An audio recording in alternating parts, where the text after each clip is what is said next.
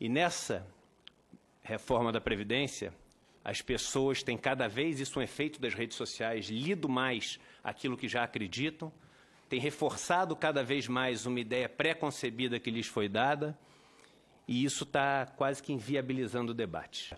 É bom começar de uma análise simples para as pessoas compreenderem o seguinte: o déficit acontece porque o Brasil não cresceu.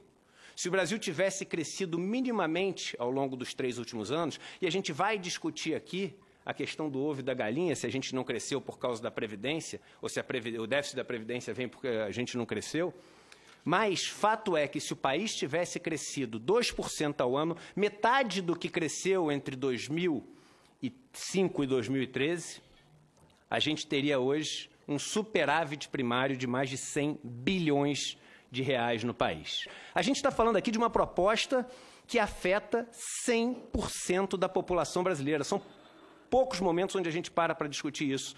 E como a gente pode estar com uma pressa tão grande de aprovar uma coisa que se você der um Google sobre déficit da Previdência, dê um Google, eu fiz isso na semana passada, você vai ver. Previdência tem déficit de 195 bilhões. Rombo da Previdência aumenta para 290 bilhões no mesmo ano. A farsa chamada déficit da Previdência. Déficit do INSS é de quase 200 bilhões. CPI confirma, não tem déficit na Previdência Social, a CPI que o senhor, com muita eficiência, presidiu. E o rombo da Previdência é uma mentira. Como podemos estar apressando uma questão onde a sociedade não sabe ao certo chegar nos números? Einstein dizia que a média é um perigo. Porque se você tiver com metade do seu corpo no forno e metade na geladeira, na média você está na temperatura ambiente, na prática você está morto. Ou seja, essas contas, olhando só a da urbana, ela é maior o que você arrecadou entre 2010 e 2015 do que o que você gastou com os trabalhadores urbanos. O trabalhador rural ele foi incluído na Constituição de 88 para se fazer justiça social, porque passou décadas sendo aquele boia fria, safreiro, meeiro, que não tinha a menor condição de sobreviver. Logo, inicia-se com o estoque de pagamentos a se fazer sem nenhuma contribuição. É claro que é estruturalmente deficitário, mas a função dessa Previdência não é equilibrar as contas, é equilibrar uma injustiça social. A Previdência do Trabalhador Rural existe para equilibrar uma injustiça social. Porque o senhor, como constituinte, sabe que em 1988 criou-se um pacto social. Um pacto onde, copiando simplesmente, não inventamos a roda, o que aconteceu na Europa, o que aconteceu nos Estados Unidos, que agora é tão exemplo para o Brasil, a gente criou uma rede de proteção social, a Seguridade Social, o Social Security. Quando você abre hoje os jornais, assiste o noticiário, você vê o seguinte: representantes dos bancos, que são os macroeconomistas que sentam lá no ar-condicionado. Quando você liga a televisão, até aqui na TV Senado, você vê o quê? Brancos, ricos, que vivem o dia inteiro no ar-condicionado, comentando sobre a questão da Previdência. E a pergunta que eu faço é a seguinte: quantos negros já foram ouvidos no Jornal Nacional, já foram ouvidos no Jornal da Bandeirantes, no Jornal do SBT, nas primeiras páginas dos principais jornais do Brasil? Quantos negros foram ouvidos falando sobre isso? Quantos representantes dos trabalhadores rurais? Quantos representantes das pessoas que mais vão ser impactadas por essa Previdência estão sendo ouvidos? Ora, por quê? Porque quem veste um terno e trabalha no ar-condicionado e tem mais dinheiro é mais inteligente? Agora, se ter militares ajudou o governo a ser empático aos militares, ter negros no governo, ter mulheres no governo, mais do que somente 2, faz também o governo ser um governo empático a essas causas. Isso. E quando o ministro da Economia diz o seguinte: é 1 trilhão, senão eu estou fora, ele não leu a Constituição Federal. Porque ele não pode colocar o país numa questão que constitucionalmente exige o debate com todas as classes, ele não pode colocar um país contra a parede. Se a gente tivesse, hipoteticamente, isso aqui não é necessariamente uma sugestão, mas um fundo onde todo o superávit que a gente teve nessa conta que a gente fez na Constituição tivesse sido guardado e atualizado, quando a gente teve uma recessão no país, a gente ia olhar para esse fundo e ia ter mais de R$1 trilhão nesse fundo. E esse fundo amorteceria um movimento de crise, porque todos os países passam por crise. Só que não. Todas as vezes que o sistema de seguridade social teve um superávit, esse superávit foi gasto. Onde foi gasto a maior parte dele? Com juros da dívida, ou para financiar outros regimes, como o regime próprio. E aí, no primeiro ano que tem déficit, a gente fala o seguinte: olha, vamos mudar todas as regras e cortar. Que país é esse que, quando tem sobra, gasta, e quando tem falta, corta? E aí eu faço uma pergunta: se é estruturalmente deficitária, por que criaram a DRU, a DRU, que é o mecanismo de desvinculação de receitas da União, que hoje tira até 30% das contribuições sociais, as não previdenciárias? Como é que você cria uma coisa que desvincula receitas de uma coisa que dá prejuízo? É claro que sempre deu superávit.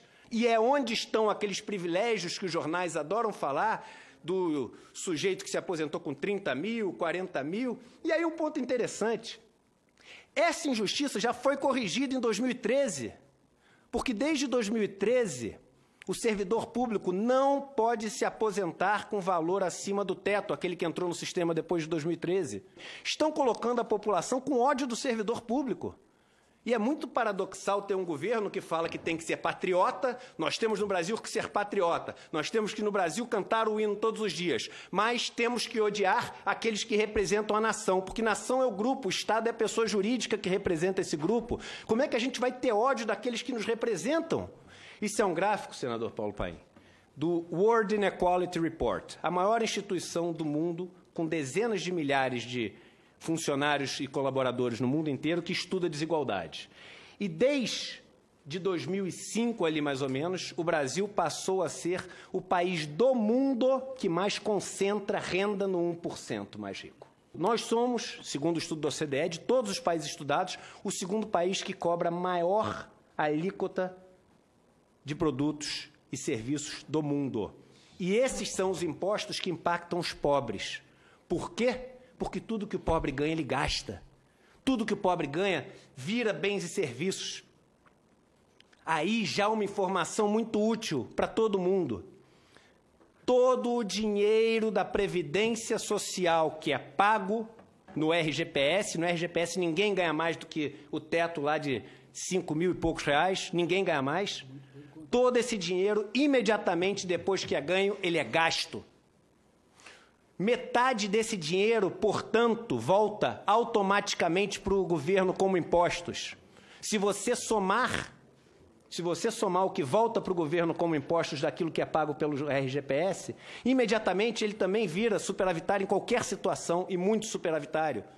O Brasil é o país do mundo que menos cobra alíquota de imposto sobre renda, lucro e ganho de capital, de todos os estudados. Somos um paraíso fiscal para os ricos. Essa é a verdade. A maior parte da renda dos ricos é recebida via dividendos. E os dividendos são isentos. Só nós e a Estônia não tributamos dividendos no mundo. Somando os dois, o que se paga dentro e fora da empresa, no Brasil a gente paga menos de 30%, porque a gente tem a figura do juro sobre capital próprio também, que é mais uma moleza que o empresário tem no país. E a gente quer ser igual aos Estados Unidos. Os Estados Unidos, somando os dois, o empresário paga 57%. A gente quer ser igual à França. Na França, somando os dois, o empresário paga 64%. A gente quer ser igual à Austrália. Na Austrália, somando os dois, o australiano paga 49%. E aí, eu sempre falo, porque o rico no Brasil tem mania de falar o seguinte: olha, eu até pagaria mais imposto se tivesse, pelo menos no país, educação de qualidade, saúde de qualidade, boas estradas. Aí eu falo assim: meu amigo, o dinheiro que você tem foi um dinheiro acumulado em cima dessa estrutura aqui de juros. E você tem dinheiro hoje para comprar um bom carro, para ter um bom plano de saúde, para botar seus filhos numa escola particular boa, então o seu imposto volta como educação, volta como saúde, volta como transporte. O imposto que não volta é o imposto do pobre. E o que a gente gera com isso? Uma sociedade onde não tem meritocracia. Esse é um estudo da OCDE que mostra o seguinte: se você nasce nos 10% mais pobres do Brasil, quantas gerações demora até um descendente chegar na renda média do país? O Brasil é o vice-campeão mundial. Demoram 9 gerações, 225 anos até alguém nascer. Ou seja, no Brasil, se você nasceu pobre, você vai ser pobre. Senador, não sei se o senhor sabe, mas em quase 4 mil municípios do Brasil, a receita dos benefícios da Previdência, só do RGPS, são maiores do que o Fundo de Participação dos Municípios, o FPM. Se eles pararem de ter isso, esses municípios quebram. O grupo que tem o BPC vive a mais com qualidade, expectativa de anos de vida saudáveis. Os homens vivem 1 ano a mais, as mulheres 4 anos a mais. Logo, cortar o BPC significa, essa é a matemática, cortar esses anos a mais. E cortar anos de vida significa o quê, senador Paulo Paim? Significa matar, não tem outra palavra. Quem aceita essa reforma da Previdência do jeito que veio, tratando as pessoas que vivem na miséria, porque só alguém que vive na miséria pode receber o BPC, tratando alguém que não tem a capacidade física de exercer mais nenhuma função, que são as pessoas deficientes que recebem o benefício do BPC. Quem trata isso como número e aprova, sem nenhum comentário, essa reforma da Previdência, tem as mãos sujas de sangue, não tem outra palavra para falar. Está matando brasileiros. Portanto, eu e o estudo, eu tenho aqui o estudo, não vou ler o último parágrafo, porque sei que já passei do meu tempo. O estudo é muito claro e eu posso afirmar com toda certeza: a reforma da Previdência proposta pelo novo governo é racista. Só existe um país que cresceu muito mais que o Chile ao longo dos últimos 10 anos na América Latina. O senhor sabe qual foi? Foi a Bolívia. Você sabe o que a Bolívia fez em 2010? Ela aprovou uma lei reestatizando a Previdência Social que tinha sido privatizada, fazendo a idade mínima cair de 65 anos para 58 anos, fazendo com que as mulheres tivessem o direito de se aposentar 1 ano a menos para cada filho que tivessem, limitado a 3 filhos, fazendo com que os operários das minas pudessem diminuir a idade mínima de aposentadoria em 1 ano para cada 2 anos trabalhados. E sabe o que aconteceu com a Bolívia durante esse tempo? Que caos, né? Quebrou. Se fez isso, que é o contrário do que a gente está fazendo, quebrou. Pois bem, se nos últimos 10 anos o Chile cresceu 34% o seu PIB, a Bolívia cresceu 62% o seu PIB, foi o país que mais cresceu na América Latina, distribuindo riqueza. A lógica é, e esse exemplo que eu dei da Bolívia mostra isso, a lógica é, um país com tecido social frágil precisa de uma proteção social forte. Quando, hoje em dia, um banco vai quebrar, ele recorre a quem? Ao Estado. E aí ele tem um PROER, e não acontece no Brasil só. Nos Estados Unidos, quando os bancos quebraram, recorreram também ao Estado.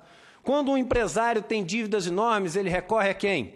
Ao Estado, com o refinanciamento das suas dívidas através do Refis.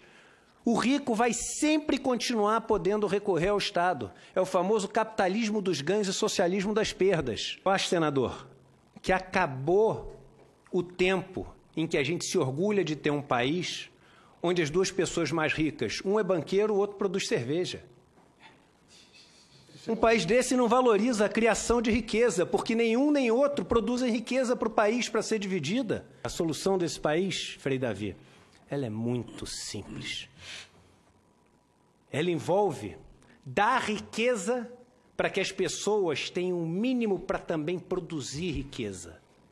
Ela envolve quebrar a relação de dependência que o pobre tem, de só poder gerar riqueza quando alguém o permite, porque o dinheiro que ele pega emprestado custa 400%, 300% ao ano, e é impossível gerar mais riqueza do que isso, para você poder pegar esse dinheiro com o propósito de gerar riqueza. Já que tem se falado tanto em Deus, em homenagem ao Frei Davi, uma passagem do Novo Testamento de Mateus, onde no capítulo 6, Jesus diz o seguinte, Frei Davi: é impossível servir a dois senhores, porque se você servir a dois senhores, você amará um e odiará o outro. Você vai se dedicar a um e desprezar o outro. Vocês não podem, e quando eu digo vocês, é a Bíblia que diz, servir a Deus e ao dinheiro. E eu acredito, senador, que todos nascem iguais. Ninguém nasce um grande homem. Ninguém. São as escolhas que algumas poucas pessoas têm o direito de fazer na vida, que são tão difíceis, que dão a chance a essas pessoas de se tornarem ou não grandes homens.